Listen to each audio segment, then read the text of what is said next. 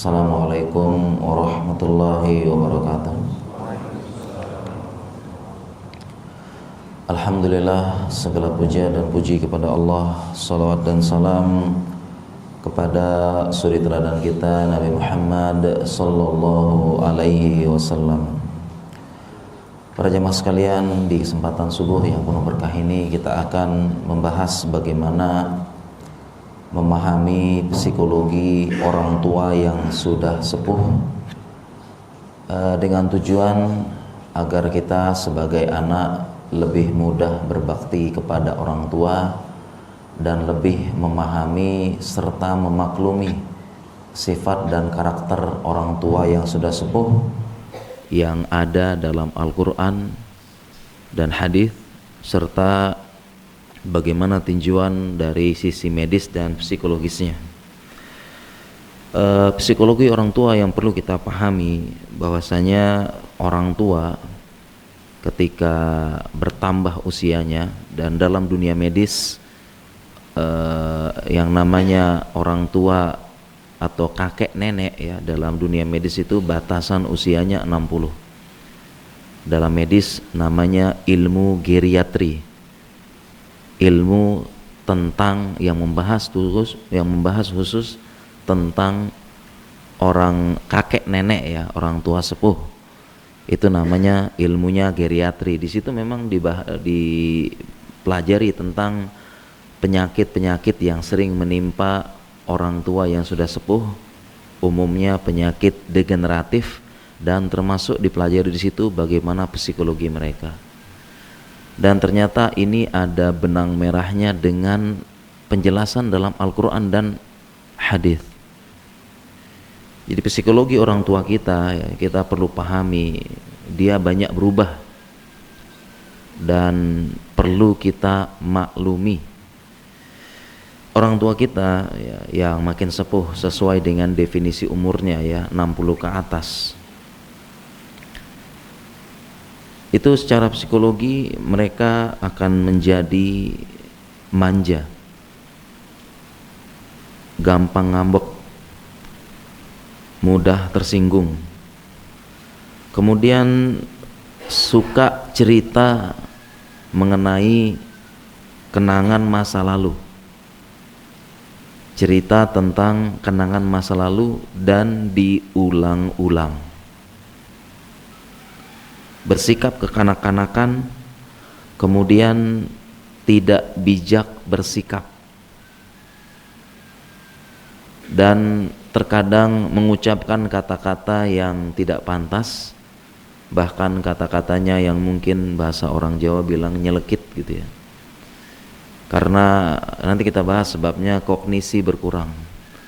Kognisi, kemampuan menyadari, mengenali lingkungan, tempat, kondisi, suasana, lawan bicara, itu dia sudah berkurang. Jadi ngomongnya asal gitu. Dan ini suatu hal yang normal, psikologinya manusia bagi usia 60 tahun, dan bisa jadi kita pun yang masih muda-muda ini ketika sudah 60 juga akan seperti itu. Mengapa? Nanti ada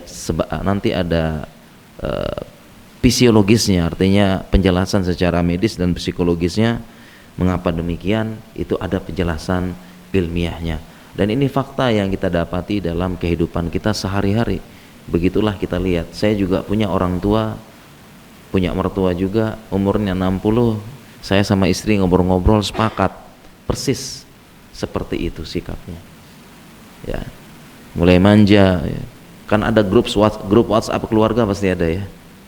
Nah, di situ komentarnya sudah kayak anak-anak lagi, seperti anak-anak lagi.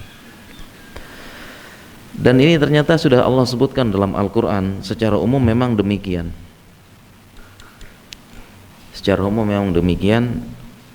Allah sebutkan dalam Al-Quran bahwasanya kita punya fase kehidupan dari anak, kemudian menjadi dewasa, kemudian menjadi anak-anak lagi, menjadi anak-anak kembali. Allah berfirman dalam Al-Quran, Allahul ladzi khalaqakum min dha'fin thumma ja'ala min ba'di dha'fin quwwatan thumma ja'ala min ba'di quwwatin dha'fan wa syaibah. Allah lah yang telah menciptakan kalian dari apa? Dari dha'fin, kelemahan. Dan tafsir ulama dari kelemahan ini adalah maksudnya dari anak kecil, dari bayi tiflu rodi', dari bayi yang masih nyusui, nggak bisa ngapa-ngapain, lemah, dimandikan, disusui, diceboi, disuapi, ya besar sedikit didorong kemana-mana, diganti popok, dipakaikan pakaiannya, lemah. Dan sifatnya juga sama, anak-anak, manja, nangis, rewel, tantrum, pokoknya kemudian berlaku sesuka-suka dia, terserah dia mau ngapain, dia mau begini dan sebagainya. Terserah dia, anak kecil, ucapan tidak terkontrol. Demikianlah sifat dan psikologinya anak kecil yang normal. Thumma ja'ala min ba'di dha'fin quwwah. Allah jadikan setelah kelemahan tersebut kekuatan lah, jadilah dewasa seperti kita. Mandiri, kuat, cari uang, berpikir jernih, berpikir keras, mencari rezeki, menghadapi dunia yang keras, fisiknya kuat, nalar jalan, logika jalan, ya bisa mengurusi anak dan sebagainya. Thumma ja'ala min ba'di dha'fin quwwatan wa syaibah. Kemudian Allah sebutkan setelah kuat itu jadi lemah lagi, plus syaibah, ditambah uban, rambut yang memutih. Dan kata-katanya sama, dha'fin, lemah lagi. Dan itu memang kembali menjadi persis anak-anak kembali. Secara fisik bisa jadi kembali seperti anak-anak, mulai lemah kembali, mulai tidak bisa ngapa-ngapain lagi. Bahkan kalau kita lihat orang tua yang sangat sepuh sekali, sangat sepuh ya, umur 80, umur 90 gitu ya, 90. Orang tua yang sangat sepuh sekali itu benar-benar sangat mirip sama anak-anak. Ya, sudah tua, udah sepuh, mau jalan aja ya, yang 80 90 jalan aja kita takut gitu loh, jangan-jangan jatuh nanti nih. Persis kayak anak-anak lagi jalan, kita lihat siapa tahu dia seperti anak-anak yang sedang apa? Latihan jalan. Ya, saking ringkihnya ya jalan tuh pakai tongkat. Aduh, ini kayaknya kesenggol dikit jatuh kayaknya nih. Ya, ada jalan yang tidak datar sedikit jatuh langsung nih, kayak anak-anak takut persis. Kemudian kalau anak-anak pakai stroller tahu jemaahnya, didorong-dorong ya, stroller. Ternyata orang tua juga umur 70, 80 bahkan 60 pun juga sama didorong pakai kursi roda. Jadi mirip. Ya. Kemudian juga orang tua yang sepuh sekali kadang-kadang 80-70 karena sudah terkena namanya penyakit, terjadi penurunan, suatu hal yang normal namanya demensia, dan kalau sudah penyakitnya namanya Alzheimer, sampai lupa sana sini, persis kayak anak kecil. Yang anak kecil pun ketika ngomong perlu diulang-ulang ngomongnya. Ya, ini apa nih? Ini gelas. Ini apa nak? Ini gelas. Sama, ketika ngomong sama orang tua sepuh pun diulang-ulang. Pak, sudah makan belum pak? Apa? Udah makan belum pak? Apa? Gitu, persis. Diulang-ulang lagi. Kita ngomong sama anak kecil, kita jelaskan ulang-ulang. Orang tua juga sama, diulang-ulang lagi ngomongnya. Persis banget. Sesuai dengan ayat ini, kembali menjadi anak-anak. Kemudian banyak hal yang lain juga yang masih persis. Contohnya misalnya anak-anak ya, kita mandikan, kita suapi. Orang tua juga kadang-kadang kontrol ya, orang tua udah sepuh sekali atau Ya, waliyadzubillah, mudah-mudahan kita dilindungi di masa tua kita ya. Makanya doanya adalah meminta perlindungan dari al-haram, minal jubni wal haram wa ghalabatid dain ya. Yaitu meminta perlindungan dari tua renta yang pikun. Ya. Anak kecil kita suapi, orang tua sepuh juga ada yang kita suapi. Waliyadzubillah ya, ada orang tua sepuh mungkin yang terkena penyakit stroke, terkena penyakit Alzheimer, banyak lupanya, sudah lupa kanan kiri. Terkena penyakit stroke itu sampai tahap dimandikan, digantikan popok, disuapi persis seperti anak kecil lagi. Dan banyak banyak kemiripan persis sesuai dengan ayat ini, kembali lagi menjadi anak-anak. Oleh karena itu dalam ilmu psikologi disebutkan bahkan yang namanya orang tua sepuh itu tidak mereka bilang Tuhan ya, kita bilang Allah gitu ya, tidak Allah siapkan baik fisik maupun psikologis untuk mendidik anak. Nah ini poin bagi kita yang sudah punya anak. Setelah punya anak, anaknya dititip kepada siapa? Dititip kepada orang tua dan atau mertua. Bapak ibunya kemana? Super sibuk. Bisa jadi dua-duanya kerja nyari uang, sama-sama lomba-lomba nyari uang nih. Suami lomba nyari uang, istri nyari uang, lomba-lomba. Orang tuanya super sibuk. Akhirnya anak dititip kemana? Ya, ke mertua atau orang tua. Nah, dalam ilmu psikologi dibilang orang tua sepuh secara fisik maupun psikologis ya tidak Allah siapkan untuk didik anak, itu sudah saatnya istirahat. Bagaimana bisa? Ini anak-anak didik anak. Anak-anak pegang anak, nggak bisa. Lalu siapa yang pegang kalau gitu? Ya bapak ibunya yang megang dong. Bapak ibunya yang didik, tanggung jawab, sudah enak-enak buat gitu kan. Ya. Harus pegang Pak ibunya. Jadi nggak boleh dititip total gitu ya. Kalau sekali-kali mampir sebentar boleh, tapi dititip ya. Tinggal sama enggak disiapkan itu. Makanya kalau banyak prinsip-prinsip yang pendidikan yang berubah dari orang tua ke kakek nenek. Kakek nenek pegang anak-anak, dia nggak kuat lagi gendong, nggak kuat lagi ajak cerita, main-main. Akhirnya kalau titip kakek nenek, jurus andalannya satu, dikasih HP biar aman. Itu ya. Dan ayat ini pun sebenarnya seolah-olah mengingatkan kita tentang orang tua kita gitu ya. Jadi ayat ini sebenarnya mengingatkan kita untuk berbakti kepada orang tua kita. Ya, maksudnya apa? Ketika kita lihat orang tua kita, aduh orang tua kita kayak begini, manja, nggak bijak, ya, sekarang kok kita suapin, sekarang kok kita ini, seolah-olah ayat ini mengingatkan kita dulu orang tua kita yang begituin kita.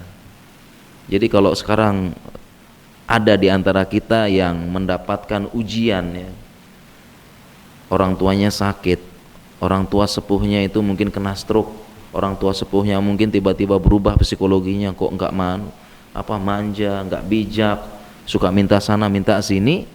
Ayat ini mengingatkan dulu juga kita begitu, orang kita ngerepotin orang tua, dicebok, kita orang tua nyebok, manjain, beliin ini, kita nangis-nangis, kita tantrum, kita rewel, kita teriak-teriak ya, kita begini sama dulu. Berarti kita juga dulu ngerepotin orang tua ya. Belum lagi mungkin kita juga dulu masa kecilnya nakal, bandel dan sebagainya sama. Nah sekarang juga sama. Jadi kita jangan ngeluh, maksudnya ayat ini pas orang tua seperti itu, aduh ini ngerepotin gitu ya, enggak ya.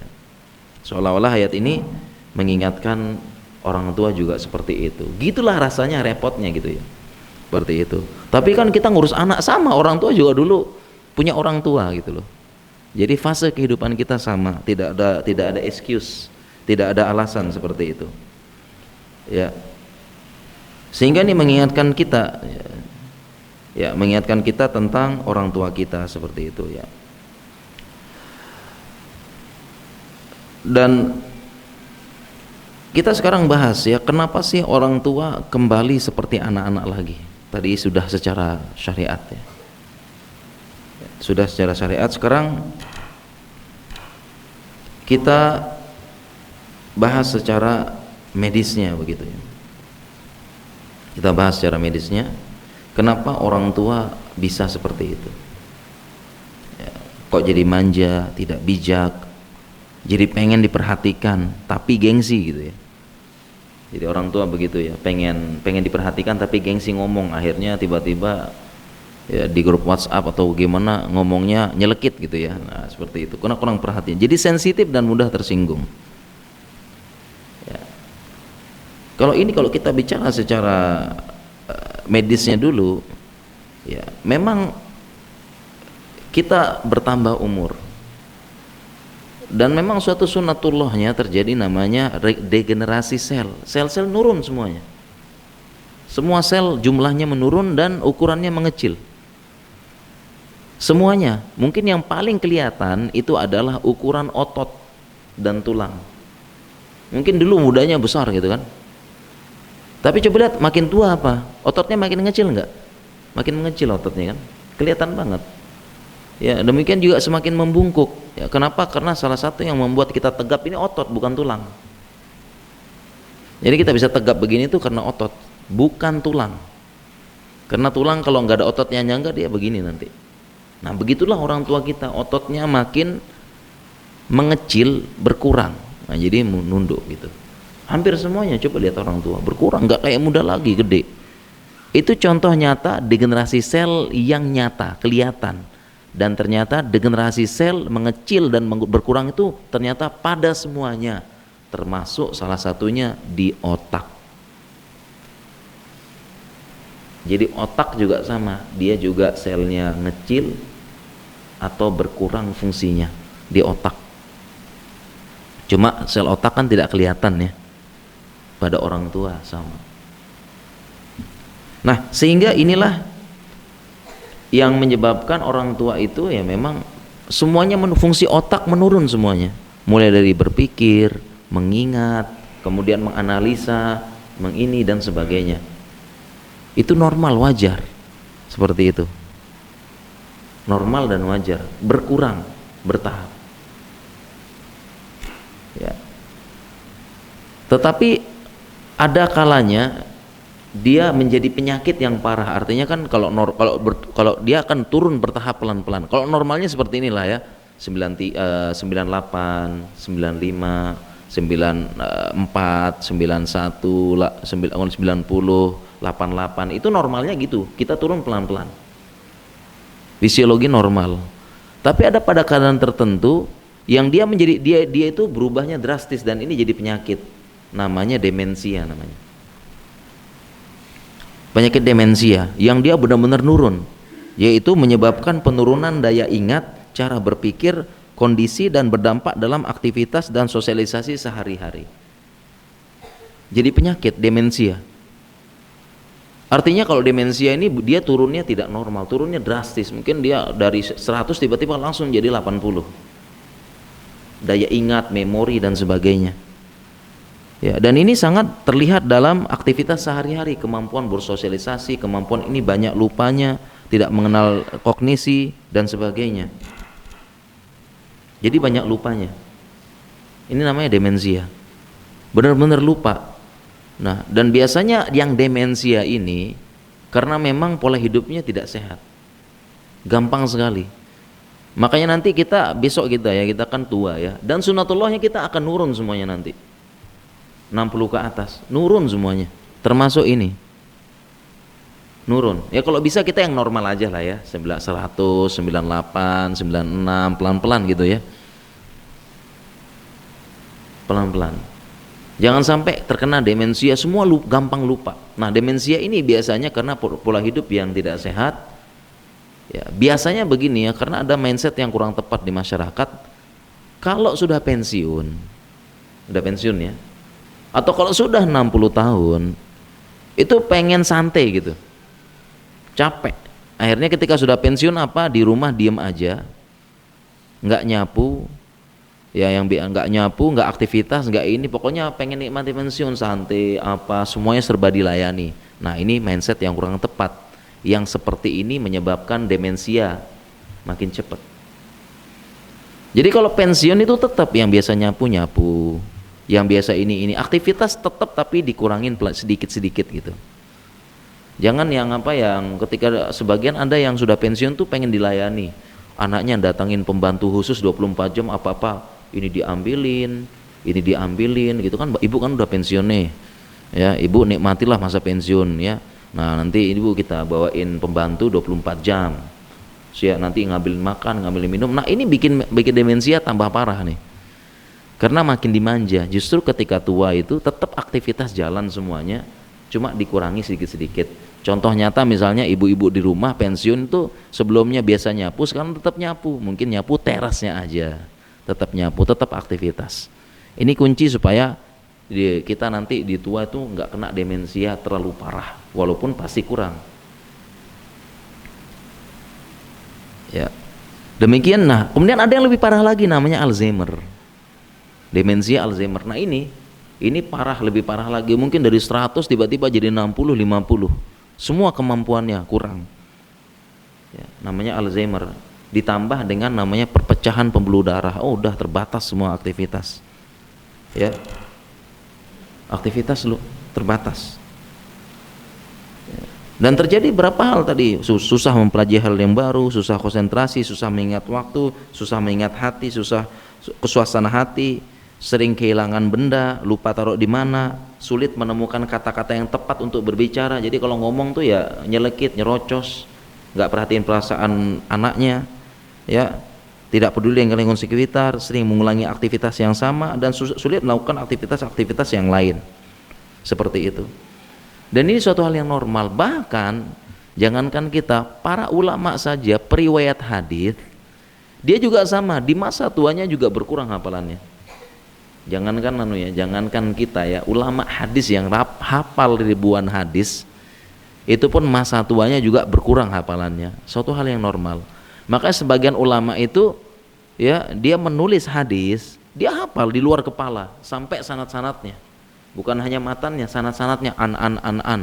Dan satu an itu ada berapa Muhammad ini, Muhammad Jawa, Muhammad Bali, Muhammad Lombok, itu ada, dia tahu Muhammad yang mana maksudnya ini, dia hafal. Tapi dia pun, beberapa ulama sengaja nulis, kemudian ditanya kenapa, karena kalau saya nanti sudah sepuh, sudah tua, lupa, saya kembali kepada buku saya, nulis. Demikian juga dalam kalau kita belajar ilmu mustalah hadis, di situ kan dijelaskan ilmu jahr wa ta'dil, di mana seseorang ulama ya, itu dia akan ketika meneliti hadis gitu ya, dia akan melihat ulama ini tidak diterima lagi riwayatnya pada tahun sekian. Kenapa? Ketika dia sudah tahun sekian, dia sudah umurnya 60 sekian, udah sepuh, dan dia mengalami banyak lupa sampai segitunya ya. Jadi ulama seperti itu, ulama saja banyak, apalagi kita, begitu kan ya. Jadi kalau kita bicara secara medis ya, tadi otak menciut, otak mengecil seperti itu, ini wajar. Kemudian kalau kita berbicara lagi ya, kita berbicara secara psikologisnya,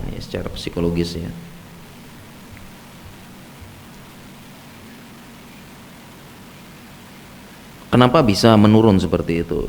Ini terjadi apabila ditambah beberapa penyakit-penyakit tertentu, dan ini diperparah apabila ada penyakit-penyakit tertentu. Misalnya sakit kronik, diabetes, hipertensi, ini dan sebagainya. Ini bisa memperparah ya. Dan secara psikologis lagi, kenapa orang tua kita nanti kembali bersikap seperti kekanak-kanakan, yang intinya itu kita maklumi maksudnya. Jadi poinnya itu adalah orang tua kita kekanak-kanakan, kita tuh maklumi, jangan banyak mengeluh, jangan capek, jangan kita maklumi. Kenapa? Karena memang seperti itu, dia kembali jadi anak-anak lagi, dan seolah-olah mengingatkan kita, orang tua juga dulu pas kita anak-anak repotnya seperti ini. Jadi ya sabar dan berharap pahala dari Allah Subhanahu wa taala. Terlebih lagi ya, Biasanya psikologi orang tua makin parah secara medis apabila ditambah penyakit-penyakit tadi, penyakit hipertensi, diabetes dan sebagainya. Kalau diabetes sama, ini makin parah biasanya, baik fisik maupun psikisnya orang tua. Kalau diabetes kenapa? Karena diabetes itu karena di darah kan kebanyakan gula ya, tapi gula glukosanya nggak masuk ke sel, sehingga kemampuan berpikirnya makin kurang. Biasanya kalau punya orang tua yang kena diabetes parah, nah ini muncul makin kekanak-kanakan sifatnya, karena secara medisnya begitu. Ya kita sebagai orang tua, kita sebagai anak sabar, maklum. Kemudian ada kata-kata yang apa gitu nggak usah masukin hati, anggap anak-anak kayak gitu ya, anggap anak-anak. Nah ini supaya kita makin mudah berbakti sama orang tua kita. Apalagi penyakitnya parah, mohon maaf, stroke. Ini lebih sabar lagi kita ngurusnya. Hipertensi dan sebagainya. Ditambah lagi secara psikologi, kenapa makin parah? Karena orang tua biasanya kalau kena stroke atau kena diabetes yang parah, nah dia kena yang namanya post power syndrome. Terlebih orang tua kita yang dulunya direktur, pimpinan, kabit, general manager. Dulu orang tua kita begitu ya. Tiba-tiba di masa tuanya langsung ngedrop, kena penyakit diabetes parah, kemudian stroke lagi, ini kena namanya post power syndrome. Saya rasa jamaah sering dengar ya. Post power syndrome seperti itu ya.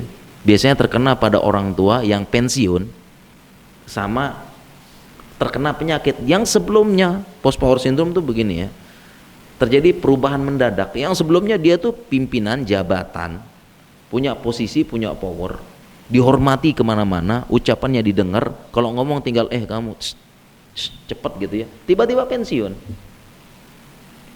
tiba-tiba stroke, nggak bisa ngapa-ngapain. Sebelumnya gesit sana sini gitu ya, tiba-tiba cuma bisa duduk di kursi roda. Terkena post power syndrome ini kacau psikologisnya, nggak terima kenyataan, nggak terima fakta ya, langsung dia begini-begini ya. Siapa yang paling repot? Anaknya, karena dia cuma bisa ngobrol, ngomel di rumah ya anaknya, telepon anaknya sana sini, kena namanya post power syndrome. Nah kita sebagai anak saat itu maklumi, oh ini post power syndrome nih. Kita pun kalau begitu ya begitu, kita pun kalau keadaannya demikian bisa jadi seperti itu. Ini post power syndrome. Dan kita sebagai anak jangan nikmati saja pas orang tua kita jadi manajer, jadi general direktur, jadi apa, duit banyak apa. Ketika sudah seperti ini, kita nggak mau ngurus, nggak mau deketin, nggak mau apa, seperti itu kan jangan. Ini namanya post power syndrome. Ya. Dan kemudian kalau secara psikologisnya, ya makanya cara kita berbakti kepada anak tuh bukan begitu, bukan dengan memanjakan orang tua. Nah ini cara berbakti yang kurang tepat kepada orang tua. Salah satunya anak tuh pengen apa? Memanjakan orang tua di masa pensiun. Jadi memang ada yang ekstrim kanan, ekstrim kiri. Ekstrim kiri nggak peduli sama orang tuanya, nggak mau berbakti, nggak mau apa dan sebagainya, nggak peduli, lupa sama orang tua. Ini lupa nih. Yang ekstrim kanan pengen manjakan orang tua ketika sudah tua. Sebagaimana orang tua terlalu memanjakan anak pas kecil, nggak boleh juga ya. Persis kan, kita kan gantian sekarang nih, sama-sama ngurus anak. Tidak boleh juga terlalu memanjakan orang tua ketika sudah sepuhnya. Caranya gimana ya tadi? Bu, Pak kan sudah pensiun, santai aja lah. Sekarang serba dilayani, nikmati aja. Nggak usah nyapu, nggak usah masak, nggak usah ini, makanan disediakan apa-apa. Nah ini nggak tepat, kurang tepat. Kurang tepat deh. Justru ini memicu demensia dan Alzheimer lebih cepat. Nggak ada aktivitas. Justru ketika sudah tua itu, orang tua kita tetap kita motivasi, tetap aktivitas, kalau bisa tetap olahraga. Tetap olahraga, bahkan ada olahraga untuk orang tua ada. Olahraga yang cocok ada yang tanya, saya sudah 60 tahun nih, masa olahraga? Iya olahraga. Ada olahraga untuk orang tua sepuh. Ya, olahraganya pertama jalan. Yang kedua peregangan-peregangan. Ditambah dengan latihan napas. Ya. Tetap olahraga, banget lo kita suruh olahraga. Atau enggak, paling minimal tetap melakukan aktivitas rumah. Tetap. Jadi orang tua kita tetap, ya Bu, tetap ini, tetap ibu tetap masak, tetap masak. Jangan langsung dilayani, ya, pengen tetap masak, tetap. Cuma dikurangin kadarnya. Ya, biasanya ibunya dulu biasa nyapu-nyapu gitu ya, tetap nyapu. Cuma ya sapu teras, tetap ini. Tetap. Jadi jangan ibu pokoknya seorang nih mau masa tua nggak usah masak, nggak usah ini, nggak usah ini. Nah, ini yang memanjakan orang tua yang kurang tepat, sebagaimana terlalu memanjakan anak, bahaya juga. Ini yang bikin orang tua demensia lebih cepat. Tetap di aktivitas tuh. Nyapu, masak, apa orang tua apa lagi ya hobinya. Orang tua saya juga sudah jahit. Saya sampai belikin mesin jahit orang tua saya. Supaya ibu tetap jahit. Apalah terserah ya, jahit ya. Ya, jahit ini kayak jahit ini nanti kita taruh di musola, taruh di masjid, taruh apa, jahit tetap. Biar dia ada aktivitas. Ya. Kita gabungkan dengan komunitas, tetap pergi arisan tetap. Ya, ibu saya masih bisa naik motor sendiri tetap. Nggak usah apa ya, kita sewa orang suruh antar sana sini, tetap naik motor sendiri, suruh. Ya cuma jangan jauh-jauh, ya dulu kan ke sekolah 10 kilo, ya sekarang ya arisan belakang rumah tetaplah naik motor, jalan gitu ya. Ke tetangga sebelah boleh, ke BTN sebelah tetap naik motor, jangan dimanjain suruh antar, tetap aktivitas usia pensiun. Ya, seperti itu. Nah, para jamaah sekalian dirahmati Allah Subhanahu wa taala, ya. Dengan kita mengetahui Al-Quran mengatakan demikian, kemudian medis juga faktanya mendukung, kemudian psikologis juga faktanya juga mendukung, ya, maka kita sebagai anak harus memahami psikologi dan keadaan orang tua kita yang sepuh. Jadi memang kurang lebih seperti itulah keadaan orang tua kita yang kita harus benar-benar memahaminya. Kita harus maklumi yang tadi ya. Jadi jangan sampai kita pertama nggak sabar gitu ya, merawat orang tua kita, menemani orang tua kita nggak sabar, kemudian mengeluh ya.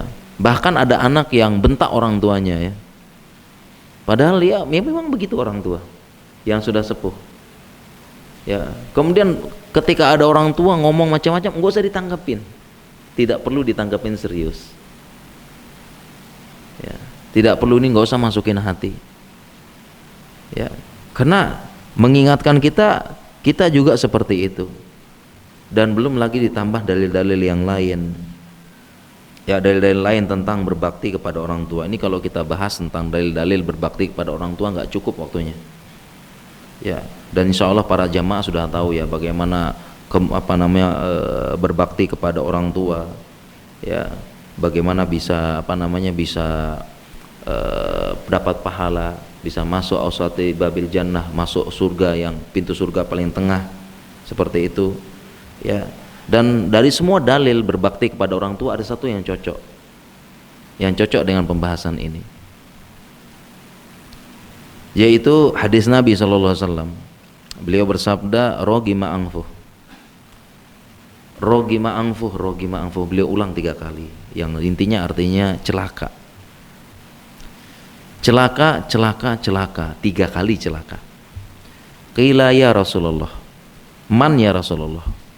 Kemudian Rasulullah ditanya, siapa orang yang celaka ini ya, kemudian beliau bersabda, qala man adraka walidayhi indal kibari ahadahuma au kilaihuma thumma lam yadkhulil jannah. Celaka, katanya Nabi SAW, barang siapa yang mendapati kedua orang tuanya, mendapati orang tuanya atau salah satunya indal kibar, ketika sudah tua, sudah sepuh, 60 ke atas berarti tadi, thumma lam yadkhulil jannah, kemudian enggak masuk surga. Ini celaka. Celaka bagi orang yang mendapati kedua orang tuanya sudah sepuh tapi tidak masuk surga. Maksudnya apa hadis ini? Syarahnya, artinya orang ini kalau dia dapati orang tuanya sudah tua, berarti kan dia harus berbakti ya. Kemudian dia tidak masuk surga karena tidak berbakti pada orang tua, ini celaka. Maksudnya ini keterlaluan. Jadi keterlaluan banget ada orang, dia itu mendapati kedua orang tuanya sepuh, ada kesempatan berbakti, kemudian tidak dimanfaatkan, tidak masuk surga, ini celaka banget. Maksudnya keterlaluan banget. Agar lebih paham para jamaah, saya bacakan satu hadis yang konteksnya sama. Konteksnya sama biar makin paham. Yaitu tentang Ramadan. Konteks hadisnya sama, rogima angfu. Rogima angfu abdin, sama juga. Celaka seorang hamba. Rogima angfu abdin.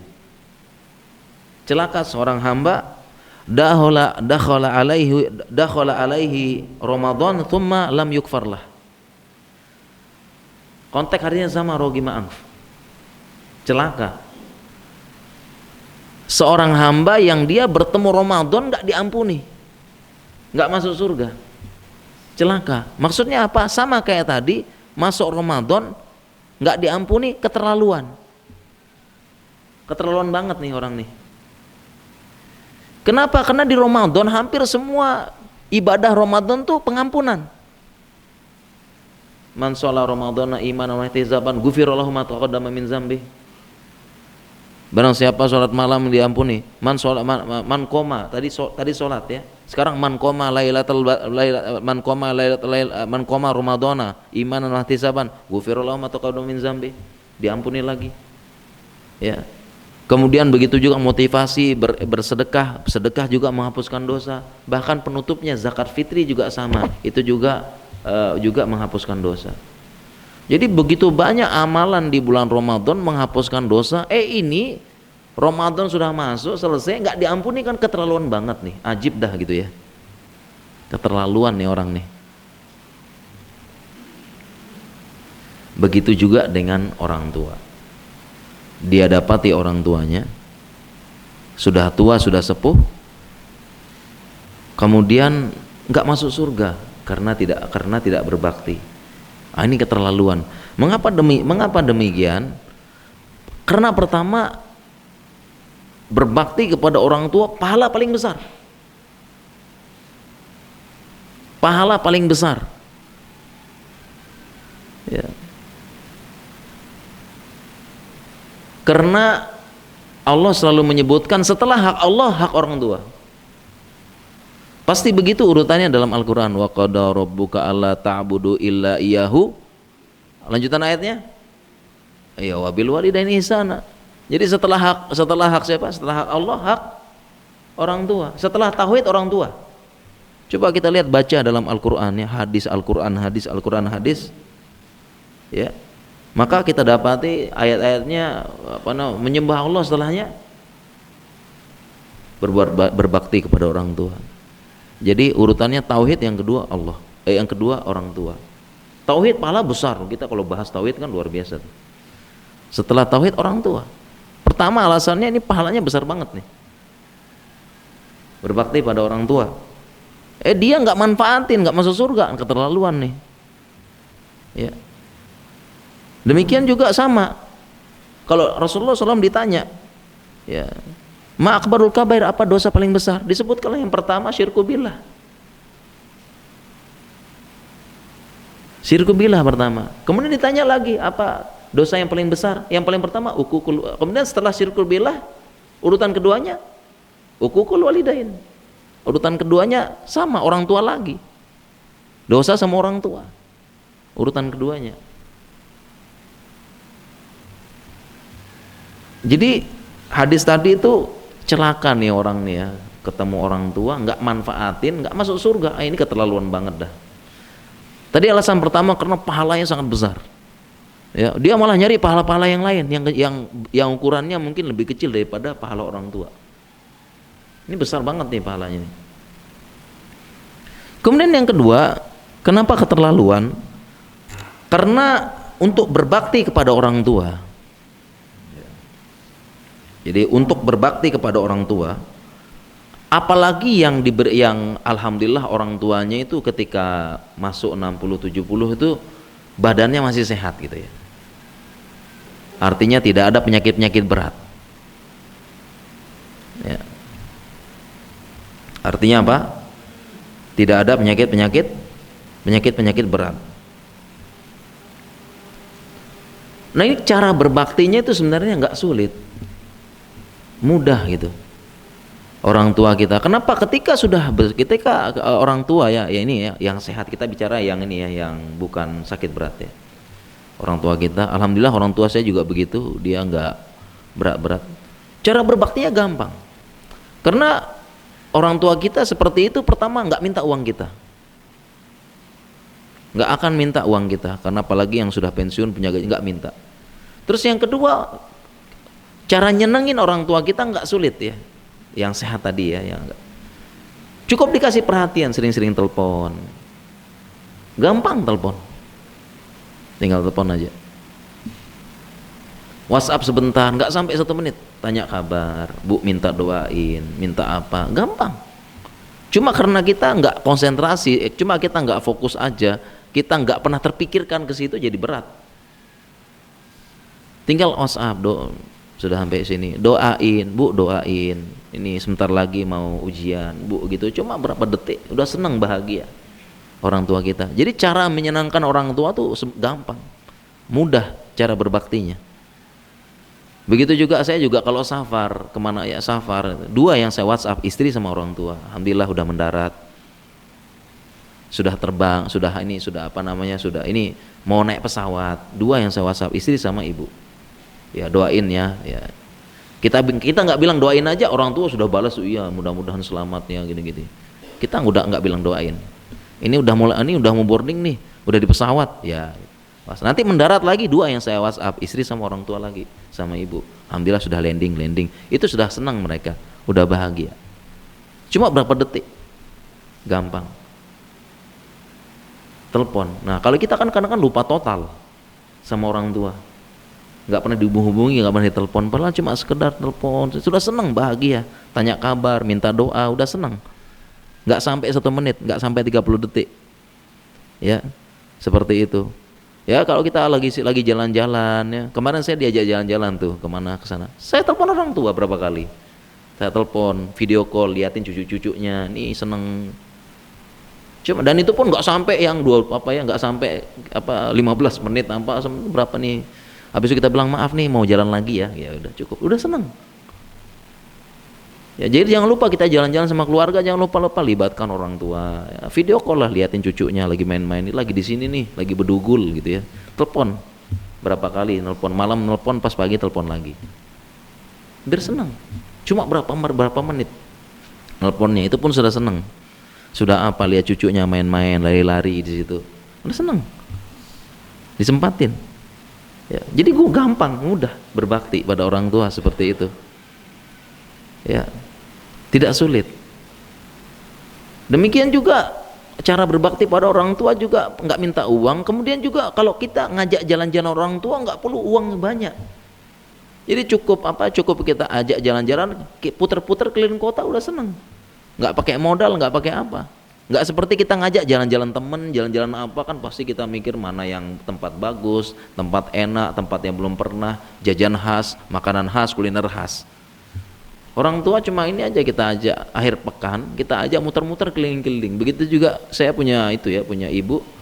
Ya kalau saya jalan-jalan akhir pekan kita jalan-jalan juga, ikut naik mobil, muter-muter juga. Ya kita tanya mau makan apa, nggak makan apa-apa.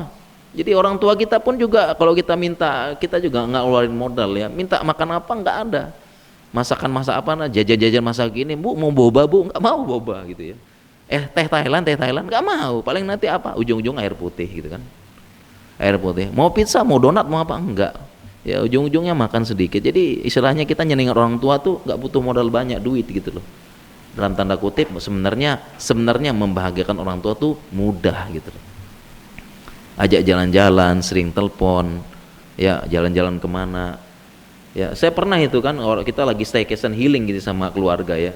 Kemudian saya kan saya kan capek di rumah sakit ya, namanya manusia butuh hiburan. Kemudian saya pergi tuh kita sewa tempat penginapan lah gitu ya, ada kolamnya gitu. Saya telepon ibu, nawarin mau ikut nggak gitu ya. Ya, mau ikut nggak, saya tawarin. Kita tawarin mau ikut apa enggak. Ya, tawarin mau ikut nggak, ikut. Jadi ditawarin dulu gitu. Ya, walaupun jawabannya nanti enggak gitu ya, karena ini lagi masih angin gitu ya. Tapi ditawarinnya itu kuncinya gitu loh. Mau ikut enggak kita ke sini gitu ya. Iya. Jadi gampang insya Allah, mudah begitu ya. Buat mereka seneng, bahagia, tinggal dikasih perhatian, dikasih ini, ya jalan-jalan, nggak butuh modal, ya. Bahkan sudah sering-sering ditelepon, sering-sering diliatin cucunya, itu sudah senang luar biasa gitu loh. Nah itu maksud hadis tadi. Rogi ma'ang, celaka. Ketemu orang tua, nggak masuk surga. Ketemu orang tua yang udah sepuh, nggak masuk surga. Artinya dia nggak manfaatin kesempatan langka, kesempatan mudah dan enak, gampang gitu loh. Sebagaimana tadi masuk Ramadan nggak diampuni, kan keterlaluan ini. Semuanya amal itu diampuni. Ya, ini kan keterlaluan banget. Itu maksud hadis tadi. Rogi ma'angfu. Ya, man adroka, barang siapa yang mendapati kedua orang tuanya, ahadahuma aw kilaihuma lam yadkhulil jannah, tsumma la yadkhulil jannah. Itu maksudnya hadis tadi seperti itu. Ya. Jadi ini dengan kita memahami tadi dalil medis, psikologis, ya mudah-mudahan kita bisa lebih memahami lagi seperti itu. Ya. Dan kita dapati bisa jadi ada anak yang nggak sabar sama orang, sudah orang tuanya sepuh nggak sabar, capek, dianggap beban orang tuanya. Padahal kalau kita ingat-ingat dulu, ingat-ingat ya, kalau kita ingat-ingat pas kecil, sama orang tua kita juga sama, repotnya sama seperti kita. Contoh misalnya ya, orang tua kita kan yang 60-70 tuh kadang-kadang nggak bisa pakai HP ya. Ibu saya juga nggak tahu pakai HP, diinstalin semuanya. Ya, beda sama sekarang, anak sekarang umur 2 tahun, 3 tahun lancar banget jadinya gini-gini. Lebih hebat. Jadi lebih hebat anak saya yang umur 5 tahun sama 7 tahun pegang HP daripada ibu saya. Dia lancar. Lebih lancar anak saya yang 5-7 tahun pegang HP daripada ibu saya. Gitu ya. Apalagi yang kelas 1 SD itu sudah tahu nginstal. Cara nginstal, cara apa udah tahu. Ibu saya diinstalin. Ya, diinstalin, nggak tahu caranya. Sebagian kita nggak sabar gitu ya. Sebagian orang tuh ada ngajarin orang tuanya nggak sabar. Jadi pas diajarin gini lupa. Ntar error lagi. Sebagian anak marahin orang tuanya. Ini gimana sih ibu nih? Kan sudah diajarin berulang-ulang. Gini kok lupa lagi gitu ya. Padahal dia lupa. Dulu orang tuanya itu ngajarin dia juga sama pas kecil berulang-ulang. Ya, diajarin naik sepeda. Ya, diajarin gitu kan, jatuh. Ya, nggak dimarahin tapi diulangi lagi, begini yang benar, caranya begini, coba kamu lurus terus, ngebut, nggak usah takut. Jatuh lagi. Diulangin lagi, begini caranya, gini diulangi, ajar pelan, diulangi. Bahkan dikasih semangat, ayo bisa, baru bisa jalan berapa kali, oh ya hebat, subhanallah, barakallahu fik, hebat ya. Nah, sedangkan dia pas ngajar ibunya yang sudah sepuh, gimana sih, udah diajarin berulang-ulang nggak bisa, kan begini caranya bu, gimana ya gini. Lihat sabarnya jauh sabarnya, lupa ya. Sekarang kita malas nelpon orang tua, malas nelpon, lupa dan sebagainya. Padahal dulu yang ngajar kita ngomong ya orang tua kita, ibu kita yang ngajarin ngomong. Apa namanya ini? Gelas. Coba diulang deh, gelas. Orang tua kita ngajarin pelan-pelan, ngingetin, ngomongin dan sebagainya. Sekarang kita nggak mau ngomong sama orang tua kita, padahal dulu orang tua kita yang ngajarin kita ngomong. Ya, nggak mau nelpon, nggak mau apa, lupa dan sebagainya. Jadi kalau kita sedang bahagia tuh jangan lupa, telepon aja lah, cuma ditelepon ya 1-2 menit sudah senang orang tua kita. Telepon, tanya kabar, WhatsApp, minta doa, apalagi doa orang tua luar biasa ya. Nah, kita lupa yang seperti itu. Itu sudah bahagia mereka. Seperti itu. Ya. Demikian juga jangan lupa juga termasuk doa juga jangan lupa. Ya. Kita mendoakan kedua orang tua kita ya. Dulu ya, contohnya begini ya. Contohnya dulu ibu kita sering bangun tengah malam. Sering bangun tengah malam nggak dulu ibu kita? Ya, bangun tengah malam ngapain? Kita nangis gitu ya. Bangun tengah malam ngapain? Nenenin. Bangun tengah malam ngapain? Ganti popok. Nah, sekarang kita gantian. Kita yang bangun tengah malam doain ibu kita. Jadi jangan sampai seumur hidup nggak pernah. Jangan sampai seumur hidup nggak pernah. Sekarang kita gantian. Ya, kita bangun tengah malam doain ibu kita. Doain. Kalau bisa sebut namanya. Kalau saya sih sebut nama biasa. Jadi keluarga saya itu saya doainnya sebut nama. Kalau pakai bahasa Arab bisa Allahumma hdi. Ya Allah berikanlah hidayah. Allahumma hfadz, ya Allah jagalah. Kalau saya sebutkan nama satu-satu. Keluarga saya, ibu saya, adik saya, istri saya, anak saya sebutkan. Dalam doa saya sebutkan namanya. Satu persatu sebutkan. Saya punya anak satu contohnya, Allahumma hdi Raya, dan namanya saya sebutkan nama lengkap. Saya sebutkan Allahumma hdi. Saya punya anak ya, Allahumma hdi Raya Amatul A'la. Saya sebutkan nama lengkapnya. Saya sebut satu persatu, nama istri, nama ini, nama anak satu-satu tersebut. Begitu juga ibu saya doakan pas sholat malam, kita doakan pas sujud, Allahumma hdi, Allahumma hfadz. Sebut nama lengkapnya. Doain. Ya, itu sebagai balasan kita dari orang tua kita yang bangun tengah malam, ganti popok kita, nyusuin kita, kemudian nenangkan kita. Sekarang kita gantian bangun tengah malam doain ibu kita. Seperti itu. Ini salah satu cara berbakti kepada mereka. Seperti itu. Ya. Dan kemudian sebagai penutup ya. Kita sudah mau sholat syuruk. Ya, kita ringkas saja lah, materinya sebenarnya agak panjang nih. Ya, karena ini calon buku ya, panjang. Kemudian yang terakhir ya, dan cara berbakti terbaik kepada orang tua adalah mengarahkan orang tua untuk kembali kepada agama dan ibadah. Ini cara berbakti terbaik. Mengarahkan orang tua sepuh itu supaya apa? Kembali kepada agama dan ibadah. Kita fokuskan gitu. Ya. Kita dorong lagi, Bu, sudah kita ingatkan, memang nggak apa-apa. Saya pernah ngingetin ibu saya, ini ibu sudah umurnya 60 sekian. Ya, dalam hadis disebutkan umurnya umat Muhammad itu 60-70. Kita ingatkan nggak apa-apa. Ya bukannya maksudnya bukan pengen ibu segera mati gitu ya, enggak, tapi ini supaya baik. Ya, artinya siap-siap dengan kehidupan akhirat. Banyak ngaji, dan alhamdulillah ya secara umum ya. Ya banyak ngaji. Ya, artinya dibanding dulu mudanya, sekarang lebih banyak ngaji, ya, sholat dan sebagainya seperti itu. Ya, jadi kita cara berbakti terbaik itu kita ingatkan orang tua kembali kepada agama dan ibadah. Sholat duha ya.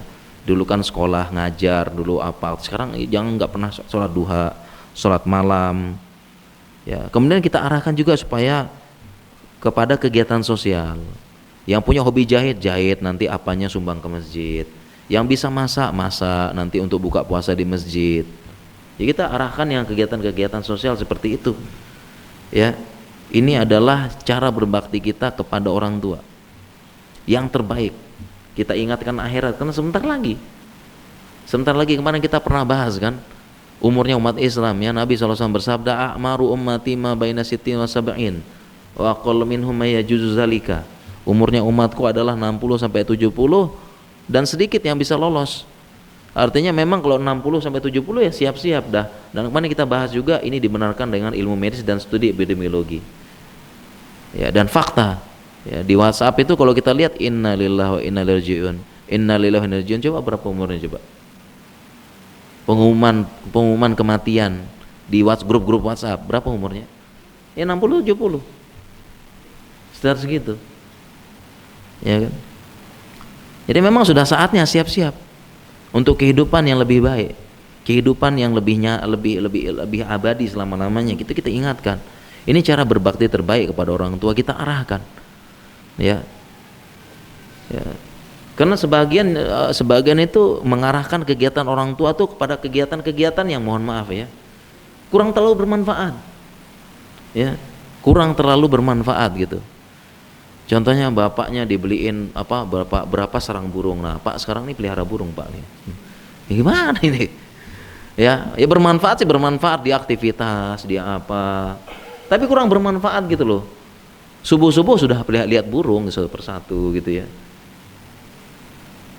Kurang bermanfaat. Ya. Ataupun juga ada yang ini disuruh pelihara bunga gitu ya. Berkebun gitu. Memang secara ini bermanfaat ya, tapi jangan lupa agamanya gitu loh maksudnya. Ya, saya dengar sendiri ya orang tua saya padahal sudah saya motivasi untuk berkebun katanya. Ya, saya motivasi untuk ngisi masa tua. Ya harusnya memang bagus berkebun, tapi akhirnya apa? Akhirnya dia ini karena dia berkebun akhirnya cerewet masalah kebunnya. Wah, nah menimbulkan masalah baru nih. Ya, akhirnya dia minta dibeliin bunga gini. Artinya makanya yang paling bermanfaat itu adalah kita arahkan orang tua itu kembali kepada agama sama ibadah, itu paling manfaat udah. Ya, diajak ngaji, diajak ini, kembali lagi sholat, kita gabungkan grup tahsin, grup grup ini, itu bermanfaat buat mereka. Ya, majelis ilmu apa dan sebagainya, ini yang bermanfaat. Ya, jadi itu cara terbaik. Walaupun kita pelan-pelan ya, yang penting kita sudah arahkan yang terbaik. Perjamaah yang dirahmati Allah Subhanahu wa taala, demikian yang bisa kita sampaikan pada kesempatan subuh hari ini. Oh, ini ada pertanyaan ya? Ya boleh deh, insyaallah. Ya, bagaimana jika anak dan orang tua hidup berjarak jauh?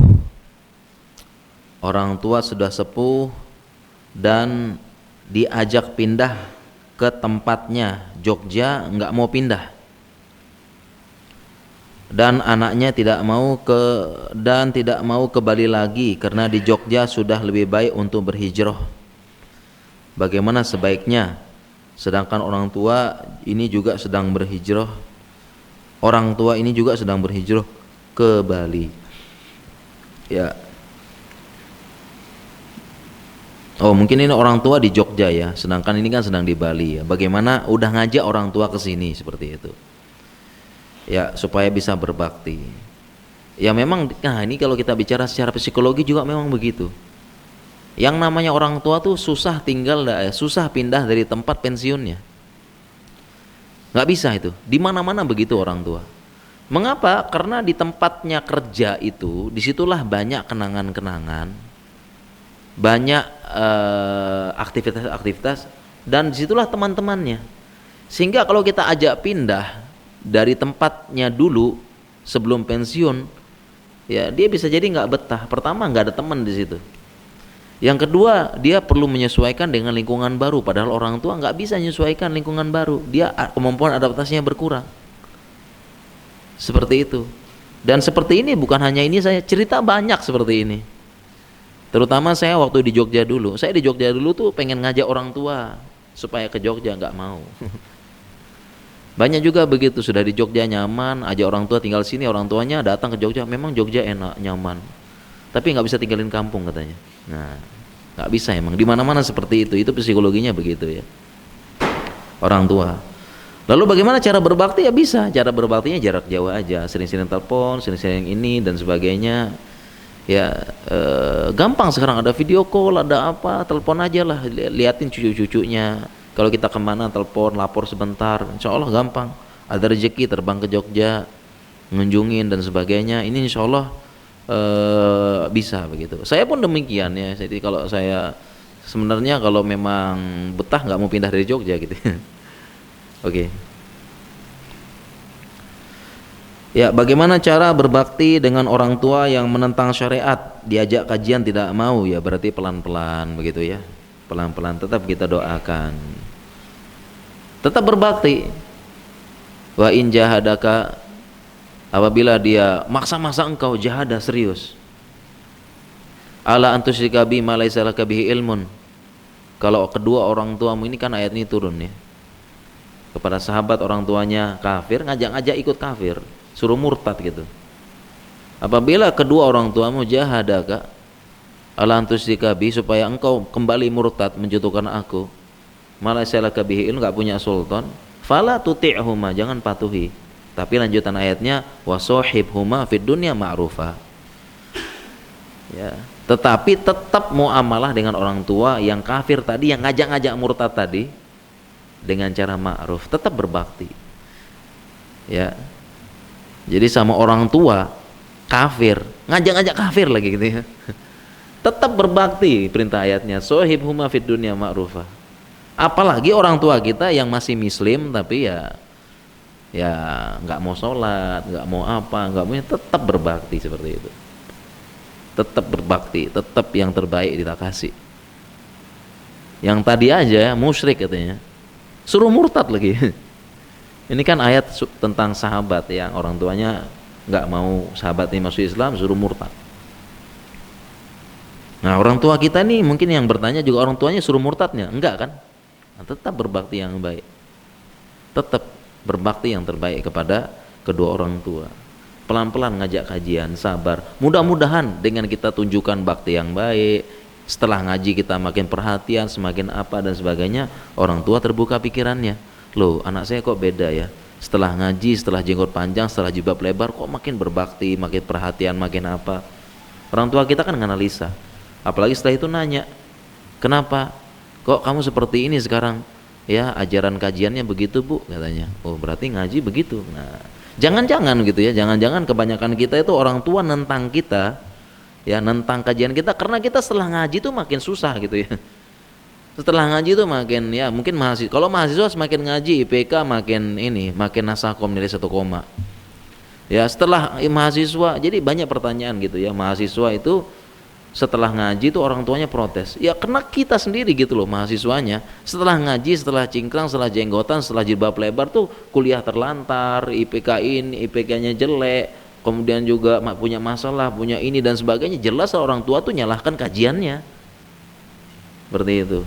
Sama kayak kita juga, setelah ngaji kok makin kasar, makin gak berbakti, makin ini, di grup keluarga debat-debat terus, begini-begini, orang tua akhirnya nyalahin kajiannya. Kalau gitu saya nggak mau ikut kajian kayak begini. Nah ini kan seperti itu, kita juga perlu evaluasi dong. Ya, perlu evaluasi. Ya, beda dengan ini. Justru kalau kebalikan, dan saya merasakan hal ini, sangat merasakannya. Dulu saya ngaji tahun 2000-an. Udah jenggot, udah cingkrang. Terjadi bom Bali, udah kena sama orang tua semua. Oh gini. Tapi nggak usah peduli. Kita jawab dengan baik, nggak usah apa, nggak usah ini. Kamu tuh kan kamu kan dokter, calon dokter ya, saya udah jenggot. Kamu kan calon dokter, bagaimana pasien itu baru ketemu 50% udah sembuh sama kamu, tapi kamu kok jenggotan kayak itu, tampang teroris gini. Orang tua begitu, tapi kita sabar, pelan-pelan, dan kita buktikan. Sekolah lancar, lulusnya nggak terlambat, begini saya sekolah sampai spesialis apa dan sebagainya. Akhirnya sekarang orang tua keluar nggak nyala-nyalahin kajian lagi, nggak nyala-nyalahin jenggot, nggak nyala-nyalahin apa lagi. Justru kebalikan, setelah kita lihat, setelah ngaji justru kita dunianya lancar, mereka hormat sama kita. Mereka tanya pendapat kita, betapa banyak keluarga-keluarga datang gitu, nanya gimana begini, kita jelaskan hukumnya, keterima semuanya. Ini namanya dakwah dengan sikap. Jadi sebaiknya kita tuh banyak dakwah dengan sikap, jangan kebanyakan dengan mulut kayak begitu. Nah begitu juga dengan orang tua. Ya insya Allah kalau kita berbakti yang baik, kita begini, orang tua mau ngaji seperti kita. Seperti itu ya. Baik para jamaah sekalian dirahmati Allah Subhanahu wa taala, mungkin demikian yang bisa kita sampaikan, kurang lebihnya mohon maaf. Subhanakallahumma bihamdika asyhadu an la ilaha illa anta astaghfiruka wa atubu ilaik. Assalamualaikum warahmatullahi wabarakatuh.